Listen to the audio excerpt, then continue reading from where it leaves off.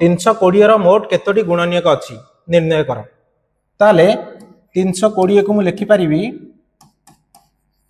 32 गुणन 10 देन 32 को लिखिपारि 8 गुणन 4 गुणन 10 एवं 8 को लिखी 2 रो क्यूब 4 को लिखी 2 रो स्क्वायर एवं 10 को लिखिपारि 2 गुणन 5 एमती लिखिपारि।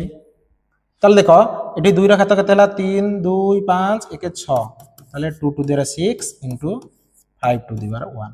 ताले गुणनीयक निर्णय पाई मते कोन करिवारियो ए घात रे 1 1 जोग करिकी परस्पर संगे मते गुणन कर देले गुणनीयक बाहरी पड़ियो। ताले गुणनीयक हमर केते अछि एठी 6 + 1 6 + 1 इंटू 1 + 1 ताले केते हबो 7 इंटू 2 ताले 14 टी गुणनीयक अछि। ताले तमे मते कमेंट बॉक्स रे जणाओ 480 रो केतोटी गुणनीयक अछि।